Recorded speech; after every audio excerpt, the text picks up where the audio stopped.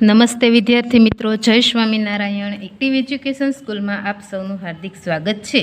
વિદ્યાર્થી મિત્રો, આજે આપણે ધોરણ 4માં અંગ્રેજી વિષય ભણીશું, જેમાં આપણે 4 લાઇન બુકમાં સ્પેલિંગ લખતા હતા. તો આપણે સ્પેલિંગ શાકભાજીના નામ એટલે કે વેજીટેબલ્સ સુધીના લખાવેલા છે. હવે ત્યાર પછી આગળ લખવાની શરૂઆત કરીએ. તો આપણે એના પછીના પેજ ઉપર લખીશું પ્રાણીઓના નામ. તો હેડિંગ લખવાનું એનિમલ્સ,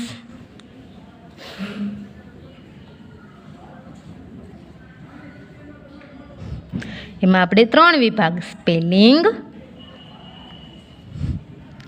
ઉચ્ચાર અને અર્થ. આપણે પહેલા 3 વિભાગ કરીશું, સ્પેલિંગ, ઉચ્ચાર અને અર્થ.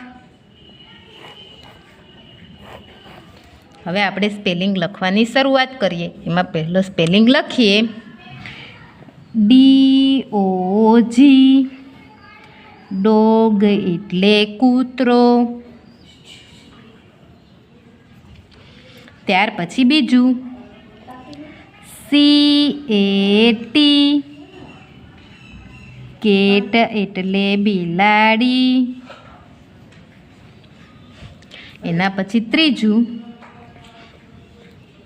MONKEY. મંકી એટલે વાંદરો.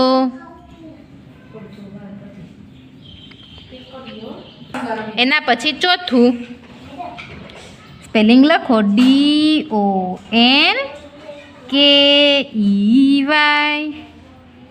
ડોંકી એટલે ગધેડો. એના પછી પાંચમો સ્પેલિંગ RABBIT.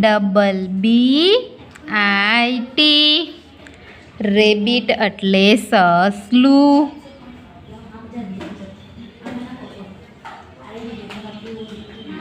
ત્યાર પછી છઠ્ઠો સ્પેલિંગ લખીએ આપણે ELEPHANT.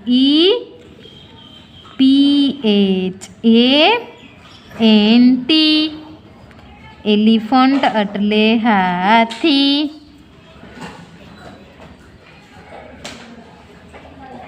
ત્યાર પછી સાતમો સ્પેલિંગ FOX. ફોક્સ એટલે શિયાળ. એના પછી આઠમો સ્પેલિંગ લખીએ LION. લાયન એટલે સિંહ. ત્યાર પછી આપણે નવા પેજ પર આગળ 8 સ્પેલિંગ લખ્યા હતા. તો 9મો સ્પેલિંગ લખીએ TIGER. ટાઈગર એટલે વાઘ. એના પછી 10મું MOUSE. માઉસ એટલે ઉંદર. ત્યાર પછીનો સ્પેલિંગ લખીએ 11મો SQUIRREL.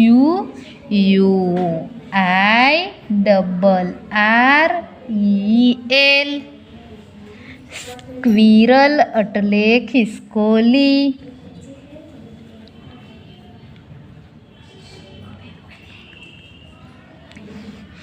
ત્યાર પછી 12મો સ્પેલિંગ લખીએ COW.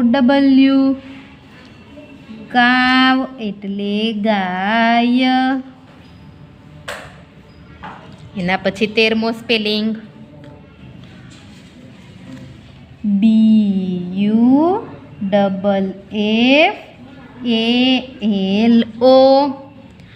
બફેલો એટલે ભેંસ.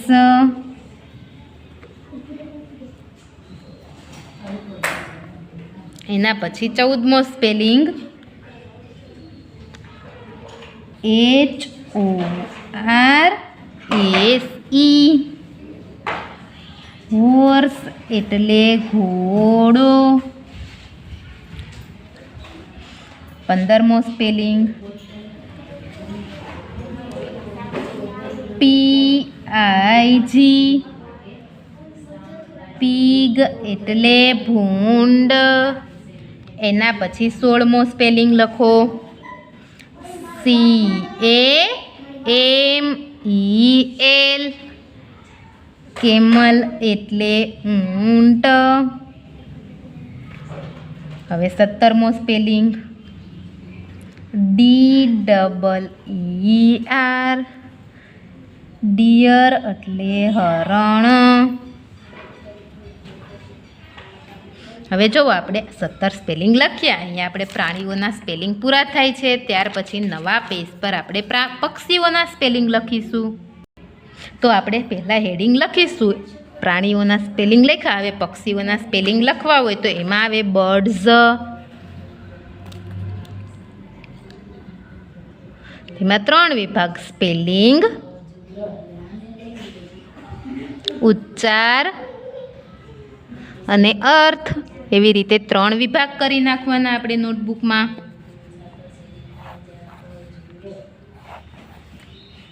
હવે પહેલો સ્પેલિંગ લખવાની શરૂઆત કરીએ. SPARROW.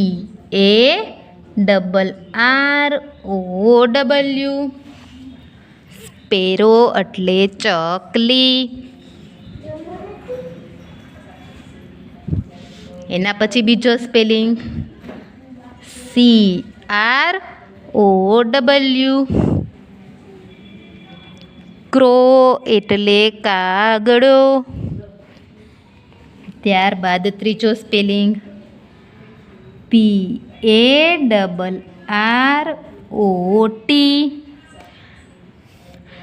પેરટ એટલે પોપટ. એના પછી ચોથો સ્પેલિંગ PEACOCK.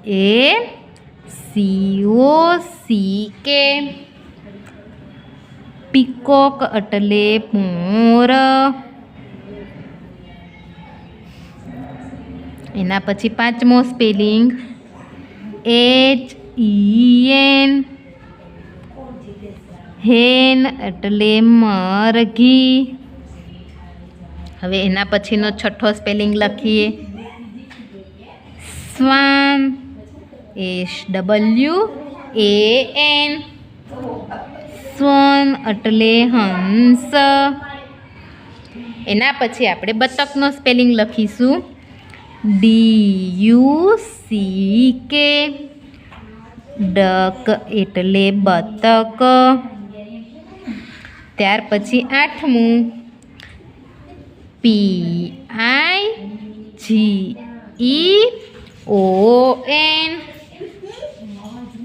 પિજન એટલે કબૂતર. હવે 9મો સ્પેલિંગ લખીશું આપણે. OWL. આઉલ એટલે ઘુવડ. અને 10મો સ્પેલિંગ લખીએ. EAGLE. ઈગલ એટલે ગરુડ. તો જુઓ આપણે 10 સ્પેલિંગ અહીંયા પૂરા થયા. તો પક્ષીઓના સ્પેલિંગ અહીંયા પૂરા થઈ ગયા. ત્યારબાદ આપણે લખીશું ફૂલના નામ. તો હેડિંગ લખવાનું ફ્લાવર્સ. હવે તેમાં આપણે 3 વિભાગ: સ્પેલિંગ, ઉચ્ચાર અને અર્થ. આવી રીતે 3 વિભાગ કરીશું. તેમાં પણ આપણે તો હવે આપણે ફૂલના નામ લખવાની શરૂઆત કરીએ. તો પહેલું નામ લખીએ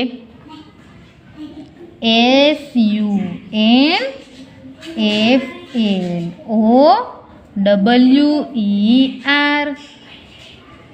સનફ્લાવર એટલે સૂર્યમુખી.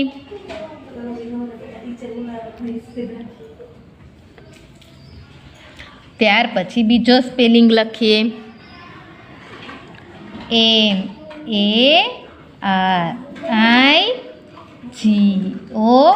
MARIGOLD. મેરીગોલ્ડ એટલે ગલગોટો.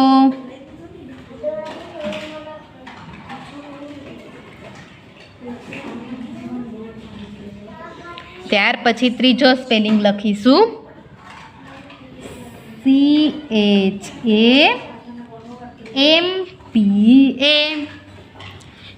ચંપા એટલે ચંપો.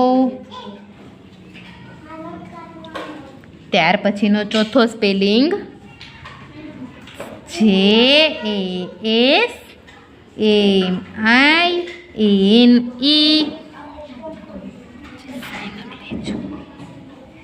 જેસ્મીન એટલે જુઈ. એના પછી પાંચમો સ્પેલિંગ LOTUS. લોટસ એટલે કમળ. અને ત્યારબાદ આપણે છઠ્ઠો સ્પેલિંગ લખીશું ROSE. રોઝ એટલે ગુલાબ. હવે જો વિદ્યાર્થી મિત્રો આપણે અહીંયા યુનિટ 2ના સ્પેલિંગ પૂરા થાય છે. હવે આપણે એના પછીના પેજ ઉપર નવા પેજ પર હેડિંગ લખીએ ઓપોઝિટ વર્ડ્સ.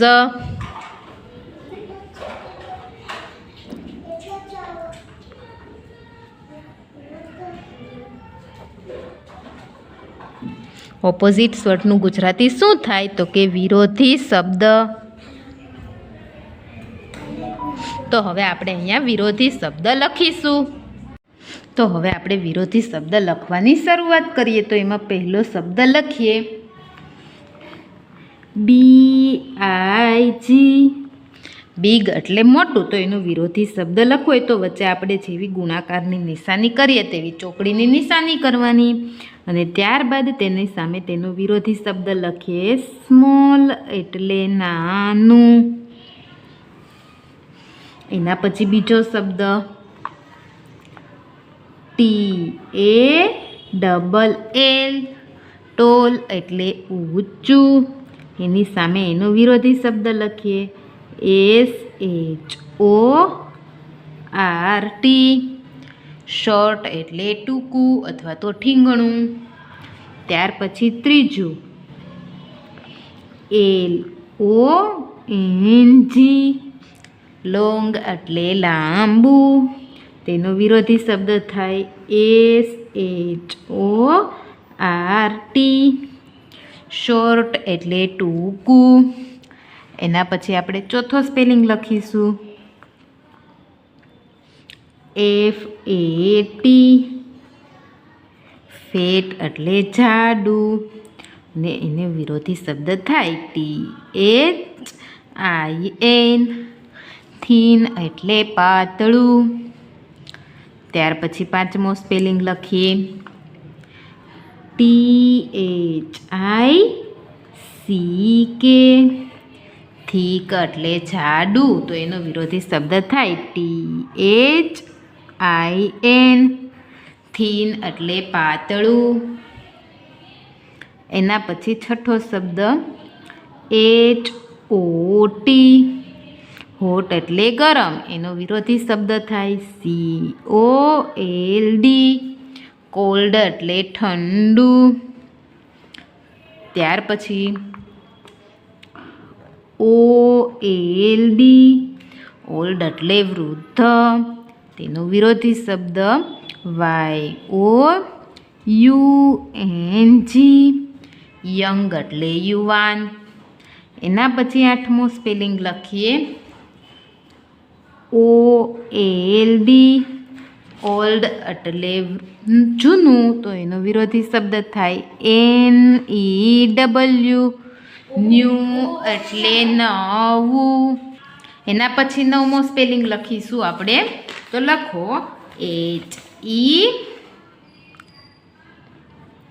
HEAVY. હેવી એટલે ભારે. તો એનો વિરોધી શબ્દ LIGHT. લાઇટ એટલે હલકું. ત્યારબાદ આપણે દસમો શબ્દ લખીએ HAPPY. હેપી એટલે ખુશ. તો એનો વિરોધી શબ્દ થાય SAD. સેડ એટલે દુઃખી. અને છેલ્લે આપણે 11મો શબ્દ લખીએ EAN, ક્લીન એટલે ચોખ્ખું, અને એનો વિરોધી શબ્દ DIRTY, ડર્ટી એટલે ગંદુ. તો આપણે અહીંયા વિરોધી શબ્દ પૂરા થયા. તો આપણે સ્પેલિંગ અને વિરોધી શબ્દ લખ્યા. હવે ત્યારબાદ એક્સરસાઇઝ કરીશું. તો એમાં સૂચના લખો. પહેલાં અંગ્રેજી વાક્યોનું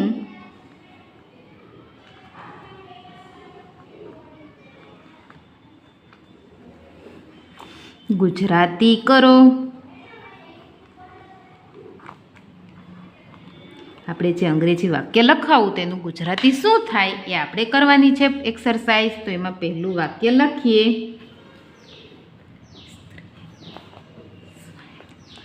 અ ટ્રાયેંગલ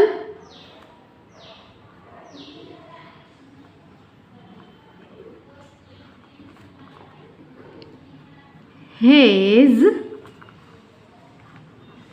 3 sides.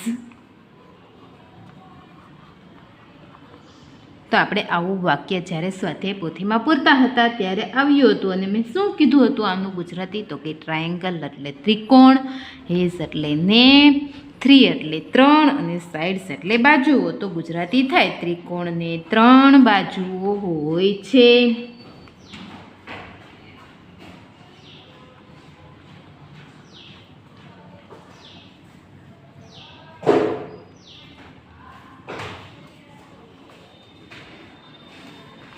ત્યાર પછી આપણે બીજું લખીએ. કાઉન્ટ 1 2 3. તો એનું ગુજરાતી શું થાય? તો કે કાઉન્ટ એટલે ગણવું, 1 2 3 એટલે કે 1 2 3. તો લખવાનું ગણો, 1 2 3. ત્યાર પછી આપણે ત્રીજું લખીએ. A square has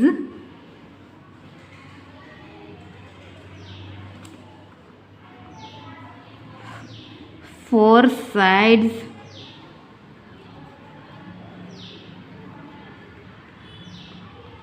સ્ક્વેર એટલે ચોરસ, અને 4 સાઇડ્સ એટલે કે 4 બાજુઓ. તો વાક્ય થાય ચોરસને 4 બાજુઓ હોય છે. ત્રિકોણને 3 બાજુ હોય, ચોરસને કેટલી બાજુ હોય? 4. એના પછી આપણે ચોથું વાક્ય લખીશું. They are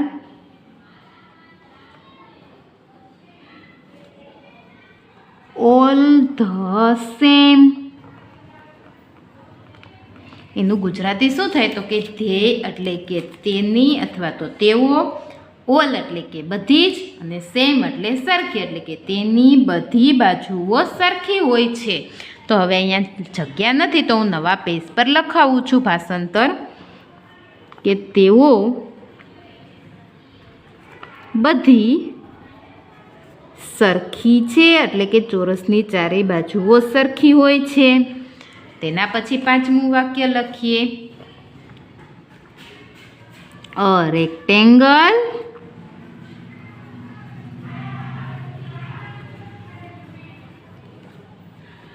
has 4 sides.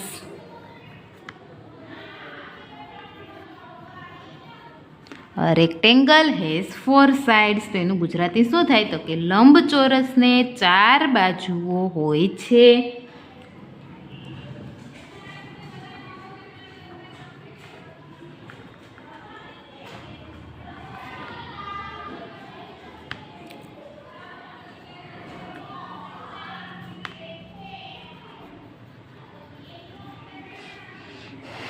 એના પછી છઠ્ઠું વાક્ય. Too short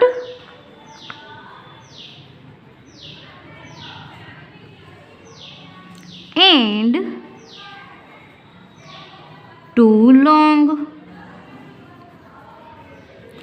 શોર્ટ એટલે ટૂંકી અને લોંગ એટલે લાંબી. તો કે બે બાજુઓ લાંબી અને બે ટૂંકી. તો લખવાનું બે ટૂંકી અને બે લાંબી.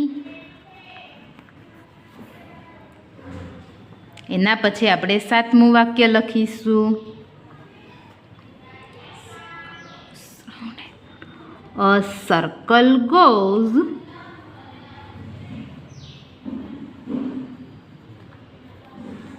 round and round. Round and. હવે જગ્યા નથી તો નીચેની લીટીમાં લખીશું રાઉન્ડ. તો એનું ગુજરાતી શું થાય? તો કે સર્કલ એટલે ગોળ અથવા તો વર્તુળ. રાઉન્ડ એન્ડ રાઉન્ડ એટલે કે ગોળ વર્તુળ ગોળ ગોળ હોય છે. તો આપણે ગુજરાતી લખીએ વર્તુળ ગોળ ગોળ હોય છે. એના પછી 8મું વાક્ય લખીશું.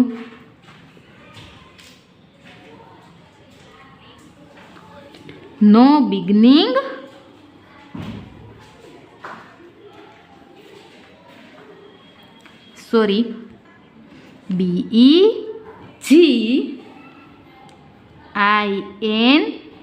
BEGINNIG નો બિગનિંગ નો એન્ડ. બિગનિંગ એટલે શરૂઆત અને એન્ડ એટલે અંત. તો એમાં લખવાનું કે તેની શરૂઆત કે અંત નથી.